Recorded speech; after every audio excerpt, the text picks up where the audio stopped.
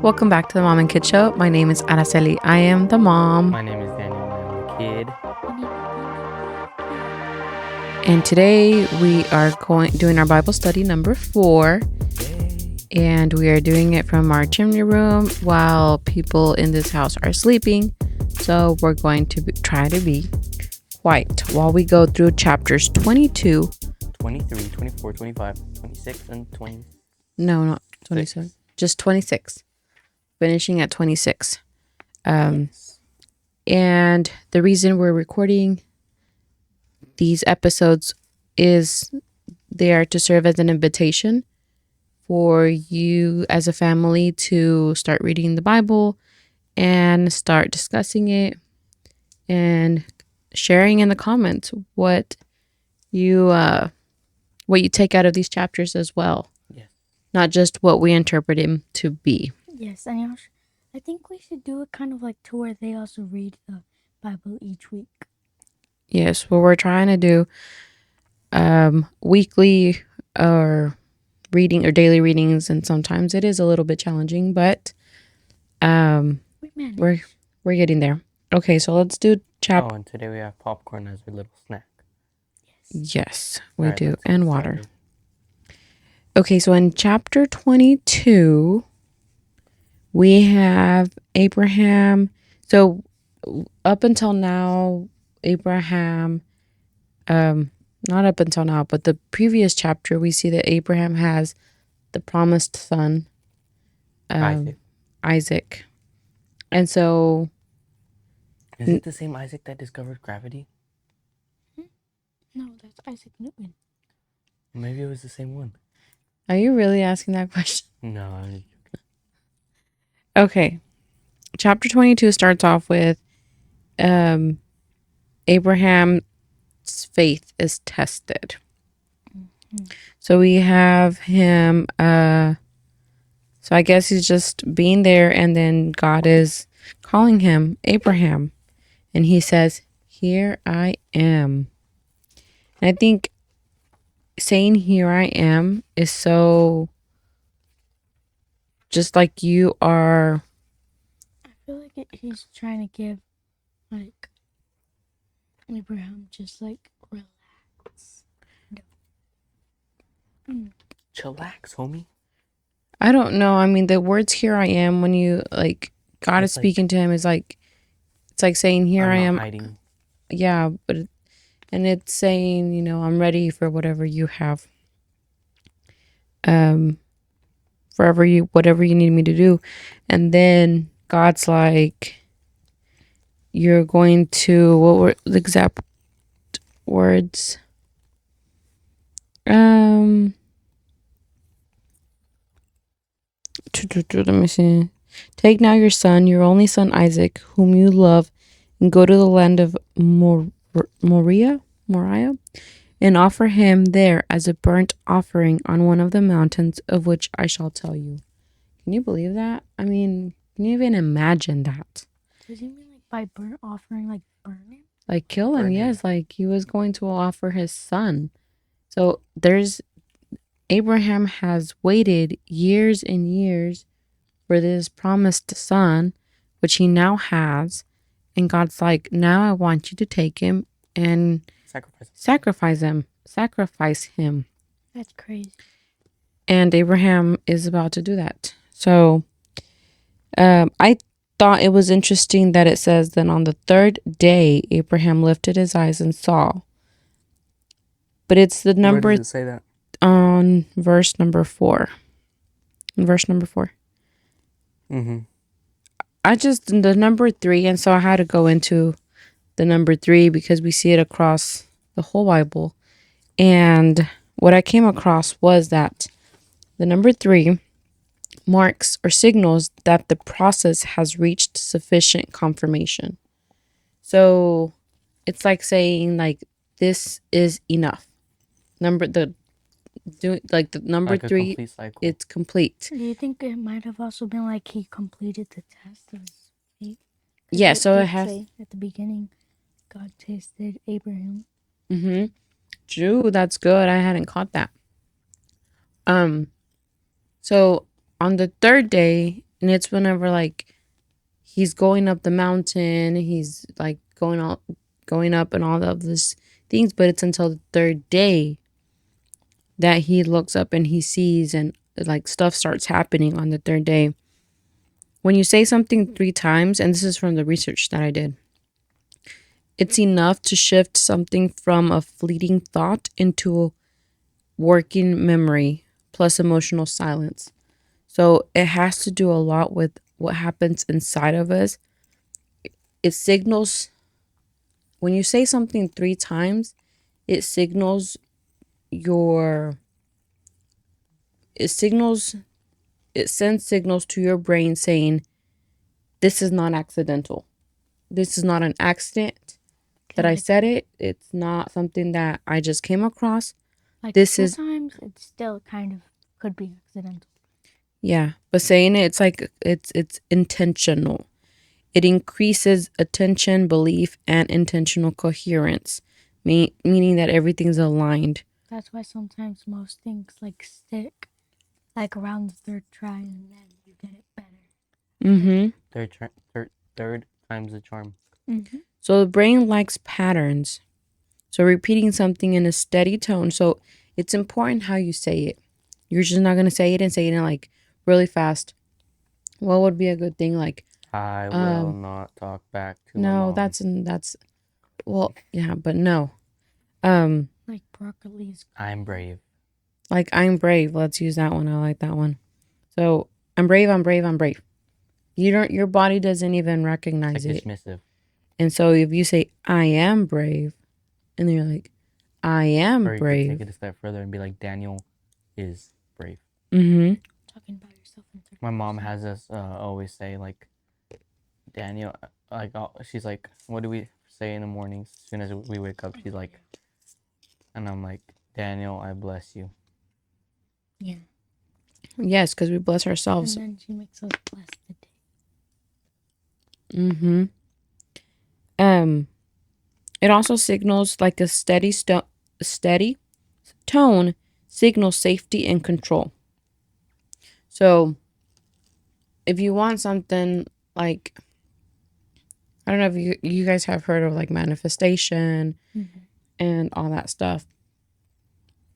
I think the word has been misused a lot, and so people think like manifestation is like something will happen instantly. But I think there's a process to it. I think that what we're creating with our words, right? God, that's how he created the earth, By speaking it into and existence. we are created in his image. So we are also creators. But the way we say things, it's very important. It has a lot to do with it. So if you're going to say something, you have to say in a steady tone. And the first thing is it's going to be like an idea moving into intention and then embodiment. So you're going to say it one time, and then the second time you keep on saying, but at that moment, like you're already feeling your body and seeing how your body is. If we're going to take this with to money, if you have money and you're paying something and you want to say God provides everything that I need, right? Because sometimes you're scared paying because you feel like that money is gone and you're not going to get it back. And so whenever you're paying, you're going to be like, God is my provider and he sends all that I need. That's the first time. The second time, you're paying attention to how your body is and you're trying to like tell it hits. We're safe. This is not where money is not our source, God is. And then the third one is we're feeling what we're saying. So it's like mind, body, spirit. Mm-hmm. So we go into those 3 layers with having to do with the number 3. In scripture, 3 usually means the matter is confirmed. So something is complete. So we are, like you said, a mind, body, spirit. So our spirit is kind of also knowing, hey, this process is complete. Now we can continue and things, start aligning. I feel like 3 is just such a simple number. It's just like 3. I feel like, and 3 is used so much. It is. And we have been seeing a lot of threes lately Yeah. for us. Okay. 3 for us. Get it? He he he he he. All right, moving on. Okay, so we continue. God ends up telling Abraham that he's not going to end up sacrificing his son. And so I think it's still interesting. He continues on saying, "Here I am." The first "here I am" he says when God gives him instructions. The second time he says, "Here I am," he tells his son, because his son Isaac was asking him something. And so he says, verse 7, "Here I am, my son." And then down in verse 11, he again says it, "Here I am," when God is telling him. And then he sees a ram, and so he sacrifices that. And God says, "You are righteous. You believed in me, and you were obedient." So he blesses him. And that's chapter 22. All right, well, can I do my interpretation of Yes, chapter go 22? ahead. Okay, so chapter 22 was like the best chapter I've ever read. Explain. So we go back to chapter 2. Chapter Says- 2? No, not chapter. Verse 2. Verse 2 says, "Take your son, your only son, yes, Isaac, whom you love so much, and go to the land of Moriah. Go and sacrifice him as a burnt offering on one of the mountains which I will show to you." Or that's my translation. So I looked up, okay, there's a lot of burnt offerings in the Bible. What does a burnt offering mean? So a burnt offering is a sign that you're apologizing for your sins. So when you sacrifice something, it's so that God will forgive your sins, right? Mm-hmm. Okay. And then we go to verse 6. So Abraham placed the wood for the burnt offering on Isaac's shoulders. Who else do we know of that placed Oh, wood on their shoulders and was a sacrifice? Jesus. And then it says, okay, in verse 7, later in the verse, Oh, that's good. I hadn't yes, paid attention my to son. No, Isaac says to Abraham, "Father," and then Abraham says, "Yes, my son." Isaac, we have the fire and the wood, but where is the sheep for the burnt offering? And then Abraham turns to him and says, "God will provide a sheep for the burnt offering, my son." What is Jesus signified as? a sheep. A sheep, a lamb. And so it gets to 13, and then it says, "Then Abraham looked up." So he looked from where he looked up, and he saw a ram that was caught in a bush. And that was the offering, and it took place of his son. I've So I never thought that was realized really, really that. cool. That is cool. Don't you love all like the foreshadowing, like the God's just like, the things that are I just imagine like, God just hides Easter eggs in the Bible. that is very good. Yeah, he's hiding these golden eggs that we're discovering. That's really good, Daniel. That is. Or mhm. shall we call you Wise Waniel? Yes. All right. Damien, do you have anything for chapter 22? No. Okay, let's go to chapter 23. I kind of already said I didn't it. get a lot out of chapter 23.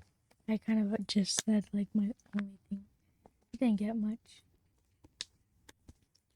No? No. Okay, so chapter 23, we have that Sarah dies. Sarah. And so Abraham is still he hasn't been given the promised land or the land or anywhere. So he's still a foreigner. And where he's at, Sarah dies. And so he's like asking people to give him a cave, which again with the foreshadowing, we have Abraham buries Sarah in a cave, and then who else was buried in a cave? Jesus. Jesus. So Abraham, the cave symbolizes a place of loss, but also becomes a marker of promise at that time because when Jesus was there, when Jesus was buried in a cave, it was apparent defeat. They were like all grieving. And then there was silence and waiting, and then the resurrection. You know where else it foreshadowed that? Where? With Lot and his family. They went to the cave. Yeah, that's true. And they thought they lost everything. That is true. So there's a pattern, and sometimes we have caves. And I would say like a cave would be. I would even say that right now we're living in a cave because we feel like we were at a loss moving out of our home and into this home, which is we're blessed, but we also feel that we were removed from a place that we wanted to be, and there's waiting, but we also know that there's something good that's going to come out of this because we trust God. That's why you should have patience. Yes, have patience, which is, I think, one of the most challenging things to do. It's Yeah. really hard, but you literally have to do nothing. I know. Nothing, but that nothing is Really hard. It's really hard to do nothing. It's challenging. So a cave is like a holding place that something else is going to happen. What do you think the symbol of like a promise is? A rainbow. Rainbow. Yeah. Well, that's the promise after the water, but I think the cross in Jesus is the Like this promise. symbol. Okay. Mm-hmm. I was just curious because there's a lot of promises in the Bible. There is a lot of promises. Like, really in every book. Yeah, we haven't even finished Genesis. We've already seen like 10 promises. All right, let's continue. Okay. Chapter 24.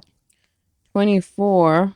I got like a couple things. I did not get anything. Daniel, you want to summarize chapter 24? Sure. So, well, here's what I got out of it. So in this chapter, Isaac is getting married. He's getting a wife. There was no Tinder back then, so you had to go out and look for people. That is so Oh wild. my god. You really had to do that. And so, okay. So it starts off, and Abraham is really old, and he's like, "Go, you servant, go find my son and wife. Make sure he's not from here. I don't like these people." Well, and that's the thing I want to talk about. It's not because he didn't want his son. It's not because he didn't like them, because he wanted to keep the Lord's covenant in the family. So he says, "Allow my son to marry one of these." Oh, he says, "Swear by the Lord, the God of heaven and earth, that you will not allow my son to marry one of these local Canaanite women. Instead, go to my homeland and to my relatives and find a wife there for my son Isaac." And so the servant's complaining. He's like, "But what if there's no one there? No, what if I can't find a wife?" And then Abraham's just like, "Just go." It sounds familiar. Yeah, right. And so we skip forward to 17. No, we'll go back. We'll go to 15. Before he had finished praying, so he was praying about like, "Lord, if I find the right wife for him, let her be doing this. Let her be kind and everything." They said before he had finished praying, he saw a young woman named Rebecca coming out with her water jug on her shoulder. She was the daughter of Bethuel, who was the son of Abraham's brother Nahor and his wife Milcah. Rebecca was very beautiful and old enough to be married. And I think she's the only one in the Bible that's called beautiful. Like I think so. I'm not sure though. I think there's someone else. Not sure. She went down to the spring, filled her jug, and came back up again, running over to her. The servant said, "Please give me a little water, a little drink of water from your jug." She said, "Yes, my lord. Have a drink." And she lowered her jug from her shoulder and gave him a drink. When she had given him a drink, she said, "I'll draw water for your camels too until they have had enough to drink." So she quickly emptied her jug into the watering trough and ran back to the well to draw more water for his camels. So here's what's crazy. This is like a huge show of character. Camels drink 50 gallons of water. Really? Each? Yes. Like how often? Like Well, one. That Okay. one time? Yeah, at once. Like how oftenly? Well, I mean, if they're really thirsty, they'll drink that much. But I Well, mean, how how many so he camels were says, there? if we go back to 5, and it says, the servant asked, "But what if I can't find a young woman who is willing to travel so far from home?" So we know that his home, Abraham's homeland, is far, and so, I mean, the more you walk, the more you need water, and I feel like water has to do a lot with life. yeah, Like, Yeah, that's why we. like water I think gives he has life. 2. Like whenever during the Great Flood, it took life kind of, and then water is just used so much. It So I don't kind of think- represents life and I like don't think journey. it says how many camels he had, but it says camels, so he at least had 2. Yeah, So, water I mean, is- Yeah.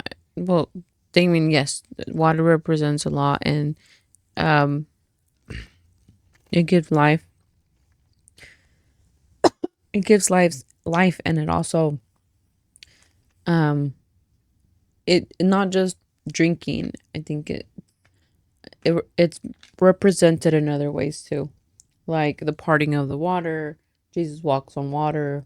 I feel like water has like a couple of things to do with feet. Like the journey, you have wash them with feet, and then Jesus walks on water. There's a couple of parts where it mentions water with feet. Yes, I think with last time we did this, we did talk about that. Yeah, so continue, Damien. well, I was just gonna say like last time we just talked about the like wash or let a little water run by it with your feet or something. Mm-hmm. Yeah. And But then, that's pretty cool, Daniel. I mean, so Rebecca has a brother named Laban. wait, let's go back to the camels. Laban James? Would you do that for a stranger? No, I mean, it's a jug, so I don't know. Maybe it's I don't know, 4 gallon jug. That's already That's really 100 gallons if it's just 2 singular camels. So to be going back and forth from a well Imagine. with it on your shoulder. I think it's like one of crazy. those vases with just the handle. Yeah. And so Rebecca has a brother named Laban. Laban, he runs out and he says hi to the servant, and then he takes him back to his place. And it says, so the man went home with Laban, and Laban unloaded the camels, gave them straw for their bedding. So he's basically like, it's like a spa resort for him and his camels. He fed them and provided water for the man and the camel drivers to wash their feet. So Once again, we again, see with the the washing feet. of feet, which I feel like signifies the end of a journey. It's like, And Jesus also washed feet. exactly, And the start of a new beginning. yeah, the start of a new beginning, because you're starting fresh. You're drinking water for your body, and Can you wash my feet? I'm not gonna wash your feet. That's But that's all. That's about all I got. And then, so Rebecca goes home with the servant, and then they're gonna get married. She's gonna get married to Isaac. Something that I underlined for chapter 24 was it says, verse 21, and the man wondering at her remained silent so as to know whether the Lord had made his journey prosperous or not. So while Rebecca is giving water to the camels, he's just there and he was silent. And sometimes I don't know, it doesn't really say if he helped or not, but sometimes we want to help and do stuff and be busy when we're called to be silent and just listen to God. That's good. Okay, so we have anything, Damien? Anything else that you want to add? Well, no, besides the water being used a lot in the Bible, that's really it. Yep. This is when I realized it around chapter 24. Okay, chapter 25. 25. I got some stuff out of it. I have a lot to talk about in 25. 25, really? Hold up, I think 25. All right, go ahead. Okay, so 25 we have Abraham dies, and then Isaac is married to Rebecca, but Rebecca can't have children, and so Isaac, pleads God to let Rebecca have kids, and so she is able. But before it says in chapter 25, verse 22, but the children struggled together within her, and she said, "If all is well, why am I like this?" And I mean, back then you can't tell if there was one or two or three, how many kids we were having. But it's interesting that the first thought that she has is like, why am I like this? How many times in life do we like, why, what's wrong with me? We blame something as a curse, and it's really a Yeah, blessing. and it's not even the blame. It's like we feel like we're like something's wrong with us. Like, why can't we be successful? Why can't we have like get our business to work? Why can't we speak in public? Why can't we get good grades? Why can't we Like, you just feel like you're broken. listen to people? Yeah. Like, no matter how hard you try, it'll never work for you. Mm-hmm. That just is one of the many things that makes you unique. Yep, and it's acceptance and self-compassion. You Okay. have to learn how to accept yourself. Oh, that's good. That is true. So we have, God tells her that there's two nations in her womb.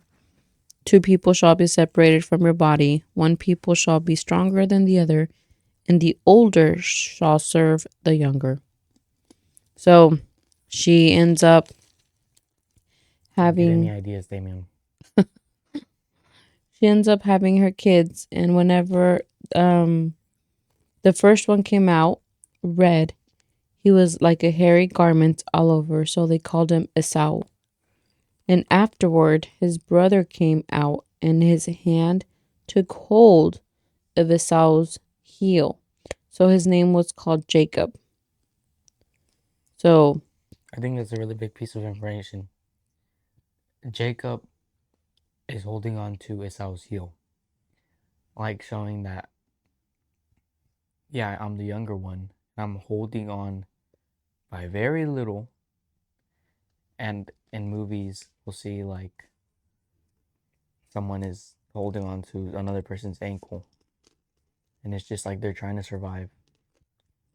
I think that's just pretty cool. Like he came out, and he's a little guy. He's not as big or as hairy as his brother, but he's hanging on. Mm-hmm. Yeah. And it actually does um it describes Esau a little bit, but it doesn't really describe Jacob except the fact that he was holding on. So, the boys grew up. Esau was a skillful hunter, a man of the field, but Jacob was a mild man, dwelling in tents. I feel So- like it's kind of crazy that they were born, or Isaac had like little babies when he was 60 years old. Yeah. That's like a huge age gap. Like, he would have already been a grandparent if it was like in this road. Maybe, Mhm. just maybe a great grandparent. Well, Abraham had his son at 100. So I don't know. I think it was like a smaller percentage of their life back then. Because they lived to be like 100. 100 and Yeah, what? 100 and something or 200. Yeah, Around 100. Like, how long did Adam and Eve live? Like, 1,000 I years. can't remember. Mhm. No, they did Yeah, not. Around a yes, 1,000 they years. did. They lived like I can't remember the 800 number. or 900 years. Mm-hmm. It's Okay. crazy. Continue. And this is where I started like writing stuff down, was because Esau, this family, people, like, the Bible is full of like crazy drama. We have this family of 4, and they are so dysfunctional, meaning they're not the perfect family. We have Isaac, the father loved Esau, and the mom loved Jacob. But here's what I noticed. It says Isaac loved Esau because he enjoyed eating the wild game Esau brought home, but Rebekah loved Jacob. So we see that. But Jacob was the one that was in the tent, so I guess Jacob was the one helping. This chapter gets Rebecca. crazy. Like, just at the end, kind of. It's really weird. It's really cool at the end. Mm-hmm. It's crazy. So we have a dysfunctional family, a family that's not perfect, and it has a lot of drama and a lot of problems. Can you imagine? I mean, being Jacob and your dad, and your dad chooses the other child, and your mom, and being Esau, and the mom preferring Jacob. I feel like in a lot of movies or videos, there's actually a favorite child. But I don't think it's really that common in real life for there to be a favorite child. Not that we know of. Yeah. Well, I think it's a goal for the parents to give love to each, Obviously. to all their kids. So, anyways, now we jump into verse 29. 29. Yeah, verse 20, Oh, verse chapter 25, verse 29. And we have Jacob, he's cooking a stew, and Esau comes in from the field. Huh? Nothing. What? Suspicious stew for my Yeah. phone. And he was weary. So he's tired. Hungry. He's hungry. dirty. I imagine that back then they went to the fields for days or something. And so he comes in and he tells Jacob, "Hey, please feed me the same stew, for I'm very tired. I'm very weary." I just imagine him coming back from like the forest, having sticks in his hair, and then just laying on the ground. Yeah. Yeah. Jacob says, Jacob's over here like thinking, this guy is really hungry. What can I get? And so he says, "Sell me your birthright as of this day." And so I looked into what birthright was. So the birthright was the oldest would get a double portion of inheritance, or the person that got the birthright would get the double portion of inheritance. And they became the head of household. So they became the leader of the family, the financial stabilizer, protector. Like they had the responsibility of leading the family. And it's funny because later he leaves. True. So he just wanted it. He just didn't even really want like the responsibility behind it.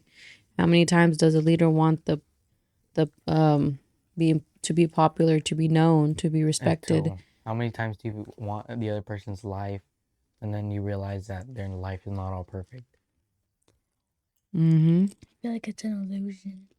Like it looks fuller, but then you put them like not you put them in your shoes, but then when you actually think about it, you're better off living your life and them living their life. Mm-hmm. The grass is not greener on the other side. Not always. It's usually more brown because of the dirt. What are you talking? On the I other don't know. side of grass, What is the other side of grass? dirt because on the bottom. Okay. Let's move on. Let's come back.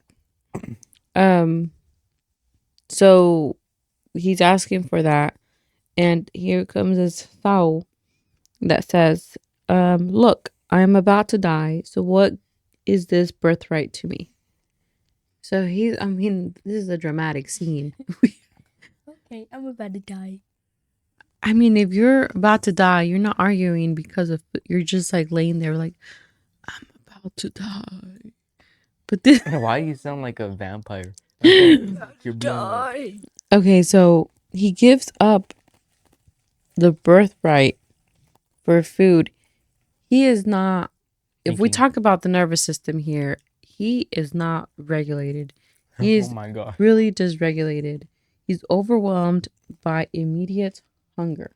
This is not the time to be spending. No, he's just like, what is this gonna help me Relating. right now? Right now, I am hungry. And the birthright isn't for right now. The birthright is something that's gonna happen in the future.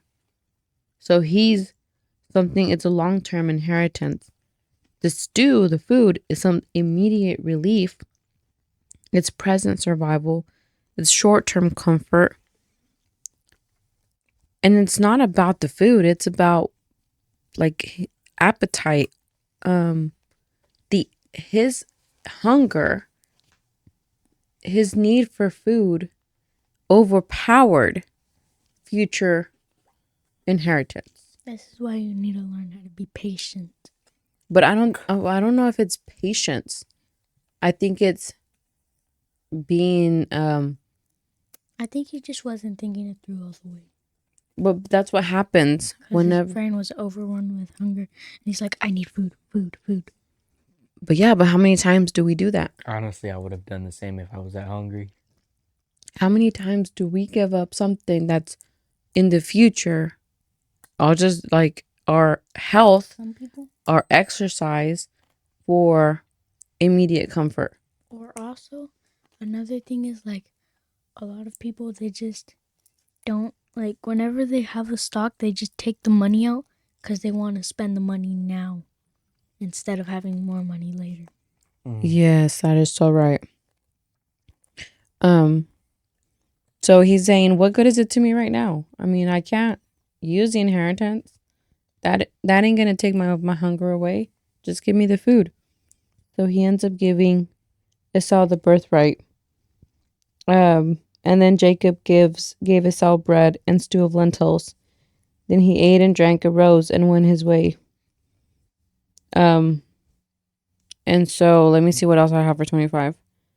Well, I wrote down, what do we trade when we are tired or hungry? Money. Well, we'll talk about money in a minute.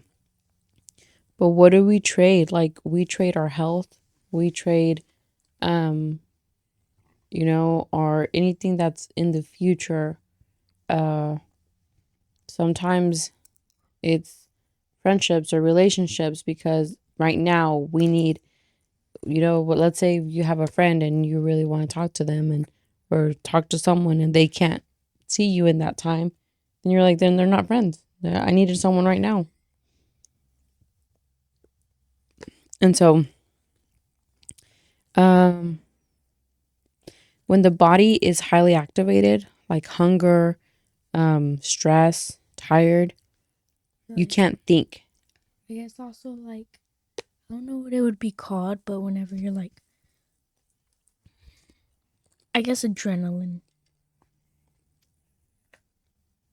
Like whenever you're like trying to save someone, you don't think about what's gonna happen if you You do react. something. Like if someone's on the other side of the road and you need to save them, you don't really think it through. Like if there's someone you really like or love, then you don't think it through and you just run through the street without looking either Your to the sides. well, we're talking about adrenaline. Your body is very highly, like, it's really activated, so you're paying attention to everything, but it's like very hyper, like you don't notice it, but it's like on survival mode. But whenever that happens, when you're in stress or hungry or tired, your vision narrows, so you can't see clear, and you're only seeing one thing. You're only seeing that soup or stew or lentils right in front of you. That's all you can see. Um, you want relief. Relief really it just feels urgent. And anything that's long term, your body, that you can't comprehend it. You can't, you're just like, you know what? Good. This is a good topic.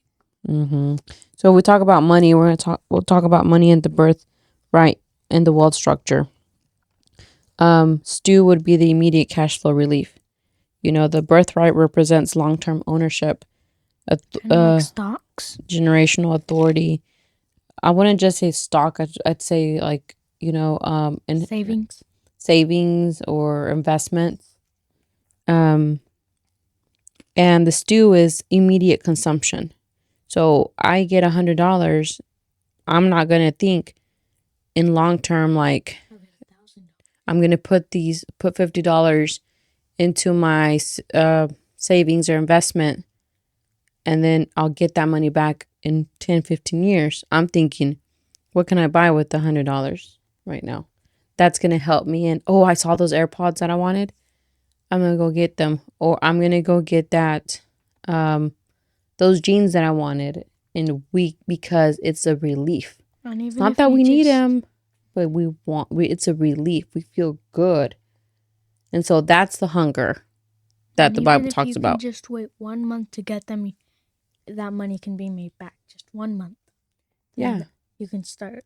But it takes a lot to be okay with not getting. And so that's what I want you guys to learn. That we're seeing it in Esau, and we're seeing it so far off, Esau and Jacob. But every single day we choose to be Esau and not Jacob. And so we have to really be conscious of what options are we doing. The popcorn, are we eating the popcorn, the chips today? And this is not to judge, because I'm also eating them. But we're letting go of our health in the long term. It's the same thing. Unless we exercise. Well, yeah, but we have to make those choices. Again, this is not to like put shame on us. It's to actually make us aware and conscious And of also, these choices. whenever you're eating something like this, you have to be conscious, like, how am I going to get back my health? Like, tomorrow we're going to go running in the morning. That's how we're going to get our health back. Mm-hmm. You So just have to think of a plan. Yes, you have to be aware. All starts with awareness. Let me continue, close this out with, let me continue doing the money thing that I have written down. When someone is dysregulated, again, stress, hunger, emotionally distraught. Is that a word? Yeah, distraught. They want relief, so they spend, they sell. Like sometimes they're in a time of struggle, so the first thing is, let me sell my property. Let me see what I can get from it. That's kind of like what we talked about in our credit cards episode. Mm-hmm. Yeah, it's everything's linked. You overwork a lot, and so sometimes you give up your your health and your family time because you need to be working to get money because your body can't stop. Like you have to make that money back. And you consume what should be preserved. Again, you're spending your savings. A question: what good is long? The questions you start asking it is like, instead of saying, what he said was, what good is it to me right now? Is what good is long-term wealth if I'm stressed today? What good is it for me to save $1,000 in 5 or 6 years if today I'm stressed? And there's a lot that goes into this, but it's just becoming aware of it first.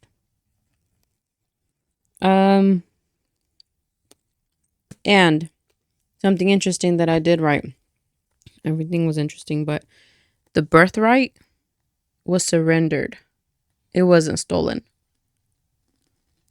We sometimes think and like, oh, this we were out all day and we got hungry, or there was a sale, so I had to go buy it. But we surrender it. It's not stolen. So we have to be very mature about it and, get that responsibility. Esau was thinking, what helps me now? And Jacob was asking, what positions me later? Jacob was thinking long term. Esau was thinking now. And Jacob was being smart, like, what can I do today that's going to help me tomorrow? I mean, it might have not been the best thing to do. I think it also has to do with their background. Like, Jacob is always like hunting. Not Jacob, Esau is always hunting. He needs to be thinking about now. Like, where's the animal gonna go now? True. What do I need to do now? And then, Jacob, we see that he is Is Jacob? Jacob's a quieter person who like thinks. Well, he's in the tents. He's listening to people. He's planning. Like he's organizing. Like I'm Ganjan. Observative. And so we see, obviously, if we read the Bible, we know that Jacob was the one that carries that inheritance. And, but I feel like out of the both of them, maybe both of them did wrong. Jacob, takes advantage of his brother's hunger, and Esau gives it up. But out of the two, I think Jacob is the one that has a little bit more sanity. Like he's thinking straighter, he's thinking future. And so Genesis is about who can carry more, who has more capacity. And so we see this over and over. And Jacob is the one that is more regulated, even though, yes, we'll see in, the story, how it unfolds. But he is the one that's like a little bit more, has more control. And so, yeah. All right. That's 25. Let's do 26. 26. Oh my gosh. 26 had a lot for me too. So 26, we have Isaac and Rebecca. And we start off with there being a famine again. We see when there's something that's going to happen, there's like a famine.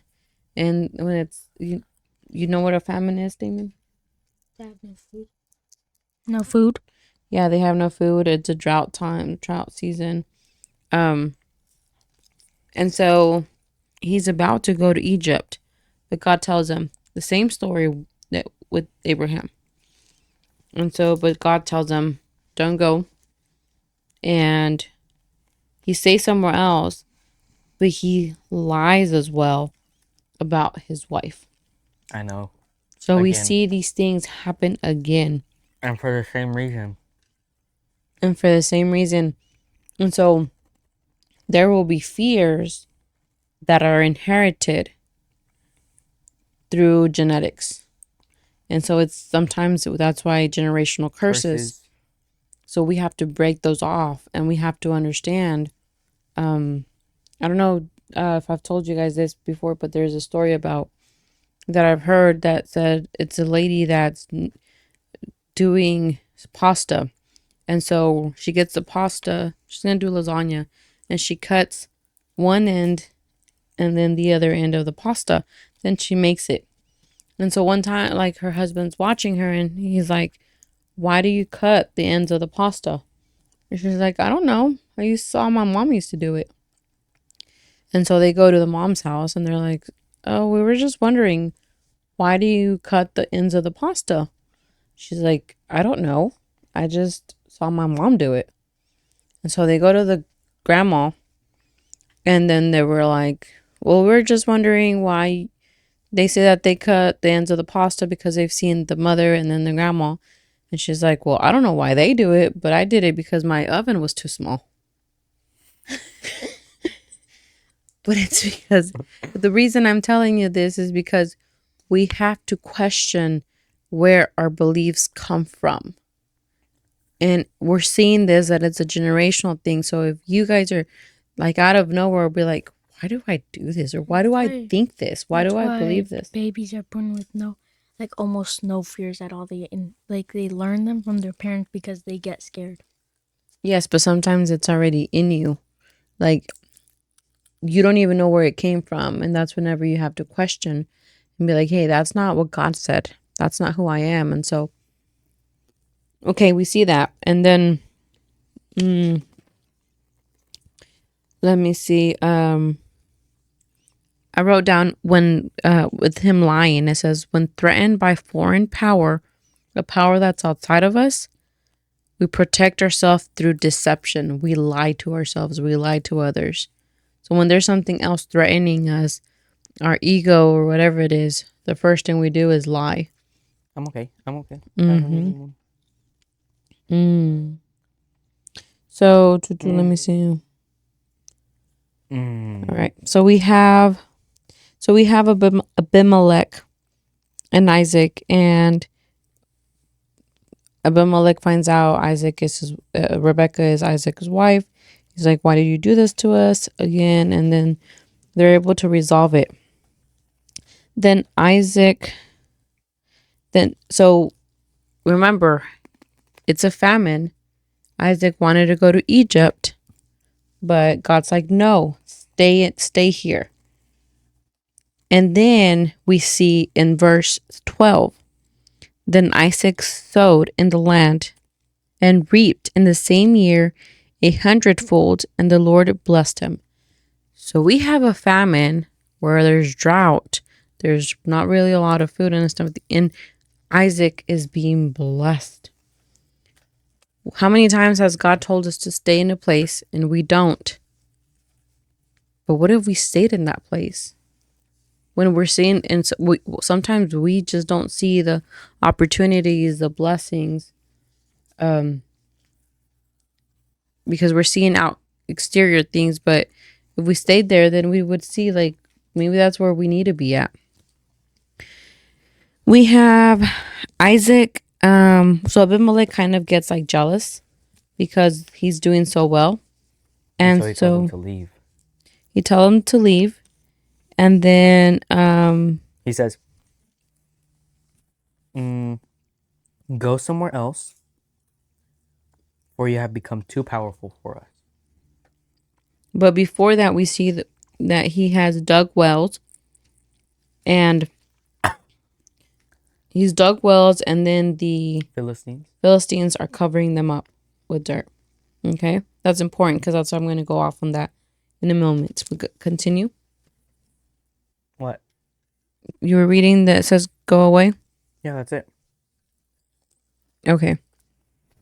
So he ends up leaving, and he digs other wells.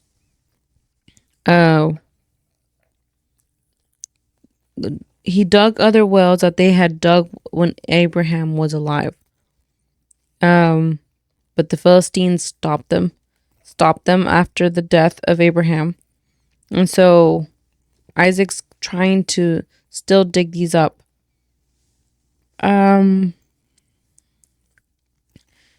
So they find another well, and they fight with him, telling him, the herdsmen of Gezer quarreled with Isaac's herdsmen, saying, "The water is ours." So he continues on digging other wells, and they continue on fighting with him. And we have in verse 22, he digs another well, and this is the like they don't quarrel over it anymore. They're just letting him, like, okay, fine. And he named it Rehoboth, because he said, "For now the Lord has made room for us, and we shall be fruitful in the land."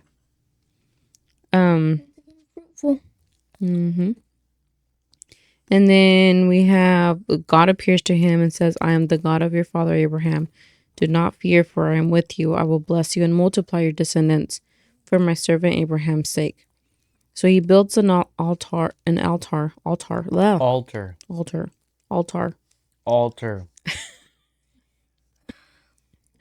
altar there.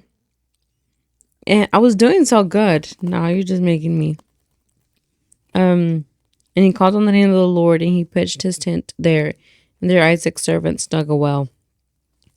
Then Abimelech, who has been fighting with him all the time, comes and tells him, "You know what? Let's not fight anymore. Let's make everything. I've clearly seen that God is with you. I want to make peace with you."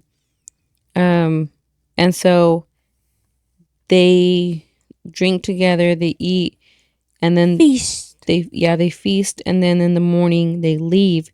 But it says, "And they departed from him in peace." Peace. No. What? It came, and then it came to pass. So so Isaac has been digging wells and wells and wells. He found water, but they've stopped it. They filled them up with earth. So now so Abimelech departs in peace, and it says verse 32. It came to pass that same day that Isaac's servants came and told him about the well which they had dug, and said to him, "We have found water." And so it wraps up. But I have so much to talk about with the wells, Well. because Water mm-hmm, What do you say? Or what is it? It's something. You say something. It's like, I don't know. You say something.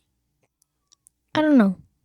what? Well, It's like, yeah, I say something, Damien. well, here's water again. Yes. So the wells What? block someone. When you block someone's well, you are attempting to erase their viability, their ability to work successfully. You attack their infrastructure.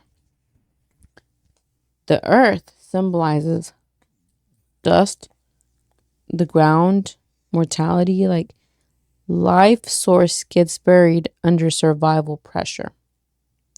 Like, we sometimes have wells that are blocked. We block creativity. Chakra. We Those are block chakras. our provision. And these wells could be our beliefs. They could be like the earth could be the beliefs that we have of, like, that flowing abundance that God has for us. Provision can get covered under anxiety, scarcity thinking, resentment, competition, trauma. Wait, what's provision? Provision is what God provides. Like, God's a provider. He provides whatever it is. Like, he provides food. That's a provision. He provides money. That's a provision. Provides a house. The house is the provision. Like, it's whatever he is providing. And he's a proviser. So what's important, like everything's important, is Isaac was trying to dig up the wells that Abraham had dug. But every generation must reopen, must reclaim, must reestablish what God has said. Oh, that's good. So God promised me a great life, but you have to claim it as my son as well. So it's not just like, oh, I'm just not going to do anything because mom was like, she was blessed with a great life. You have to also do that. Every generation must reclaim God's word. Mm-hmm. So let's talk about wells. Do you have something to say before we go into the wells? Nope. No? Besides, Oh, I have a joke about wells. What is your joke? well. No. What did the blind man say when he fell in a well? Well. What do we have here? No, No, I don't know. I didn't. I don't see that well. Oh my goodness. Get it? Wouldn't it be I didn't see that well? Negative Okay. Nancy. So I have let's focus before we not focus. Let's talk about different types of wells. We have the internal wells. Are these like not real wells? Like, This is psychological and spiritual. okay. This is whenever like your emotional regulation, like how you regulate emotionally. Can you calm yourself under pressure? Disciplined thinking. Think long term instead of reacting short term. Kind of like what we saw. How is your well? How is your identity clarity? Do you know who you are beyond your circumstance? Like if your circumstance was taken away, would you know who you are? What do you mean by circumstance? If you were no longer my son, Or if you who were, was Isaac? Who would be Isaac? or if you Who were would like be a Damien? billionaire and you weren't, and you lost all your money in your house, who are you? If you don't go to school, who are you? I'm who I am. Yeah. I am who I am. And I think that's why God is the I am, because no matter the circumstance, no matter where you are, no matter how you're feeling, He is who He is, and He is who He will be. Yep. I'm so wise. How is your trust capacity well? Can you act without panic I when think, conditions well? tighten? how well is your capacity well? How well is your attention control well? Can you focus instead of fragment? Why are you looking at me? That's good. I'm looking at both of y'all. Can you focus without distraction? Can you focus like for an hour without having like stopping and looking at something else? Mm-hmm. I can. I can look at my eyelids for 8 hours.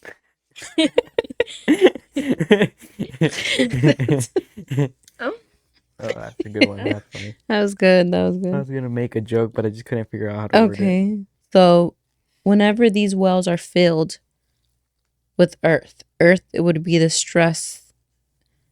They look like anxiety, impulsiveness, scarcity thinking, comparison, emotional reactivity.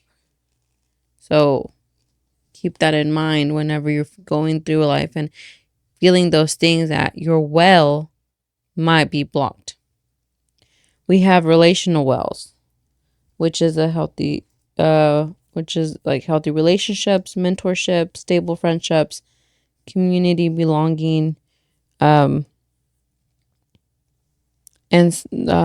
when earth is filling these up, it's isolation, mistrust, you don't trust people, you're burning the bridges, meaning you have a really good friend but somehow you manage to like hurt them and just push them away. That's because your well is blocked. Do you think meditating can help you unblock these wells? I think looking inward can, but I also think, meditating, yes, and thinking and actually like being still and letting God show you this where this where this well is blocked. Financial wells. We have savings, investments, equity, like having rentals, skills that generate income. business systems, multiple income streams that we talked about. When there's earth that's filling them up, we have cash bursts, lifestyle inflation. Do you know what that is? Lifestyle inflation. Where you try to live a lifestyle that is not yours. We have debt cycles, panic selling, no reserves. And so that money goes away. What is no reserves? Like you don't have no savings or anything to back. Like if you lost your job, you would have nothing to go back to. That's why I'm safe. We have vocational wells. We got skills, expertise, creativity. You're able to create and problem solve. If these are full, like if there's earth that has filled it, you would look like burnout, imposter syndrome. Whenever you believe you can't do things, you just try to avoid it. I feel like we should have a whole episode on like this. On water. On water. This is not water. This is wells. Yeah, water is in True. wells. Like water, wells, and chakras. And chocolates. Chakra. Chakras. Yeah. Okay, let me wrap this up. We're almost done. And then we have spiritual wells, which is the stillness of prayer presence. Because it's not just about prayer. It's actually just being able to be still and hearing God. It's about discernment, being able to tell right from wrong. And there's a sense of calling. And when you have this spiritual well filled with earth, it looks like noise, confusion, comparison, external validation, seeking. You're spiritually numb. You don't feel anything. Okay. I also wrote down that there's a well pattern, that it took time to dig. The required effort to establish it. So you dug it and then you were able to establish that well. And then it produces flow. Water starts coming into this well. It must be protected because earth will fall into it. So it must be protected. And it can be blocked, but it cannot be erased. Something that I did notice that I did take into like, that I did notice was that Jacob did not, Isaac. Yeah, Isaac did not, hold up. I'm all confused now. Isaac did not fight back. He was like, okay, you're blocking my well. Let me move on to the next. And they got tired of like having to chase him because they saw that God was with them.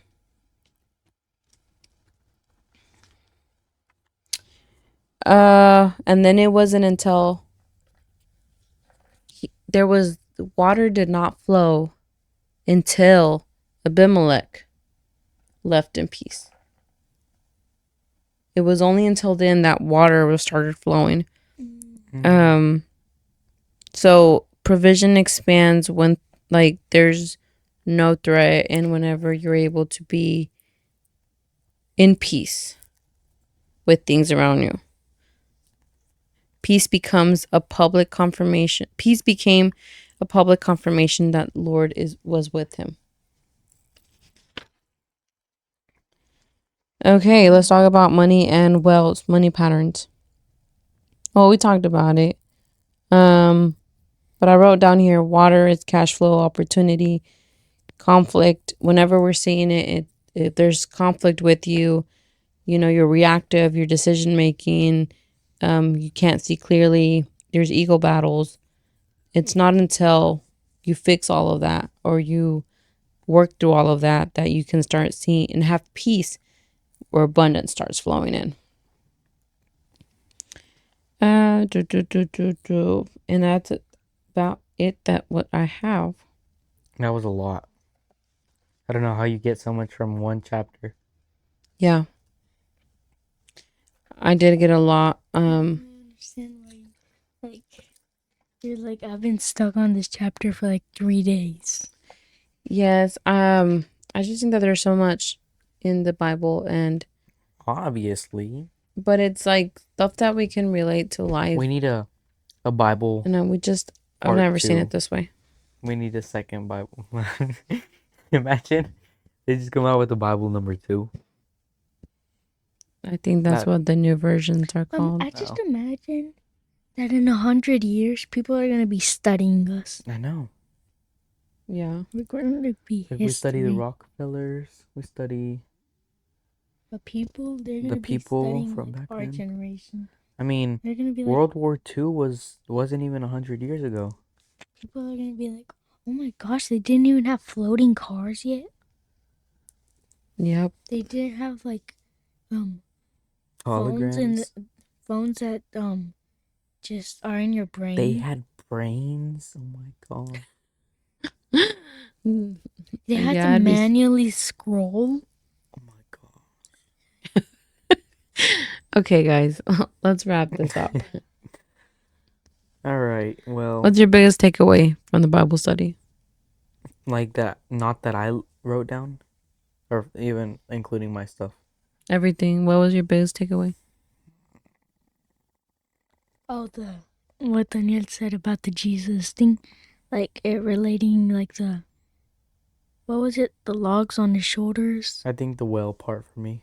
Yeah, that was really good. I think that was my biggest takeaway too. What Which about one? you? Oh, the wells? No, the Abraham. Hicks. And Abraham, the shoulders. And then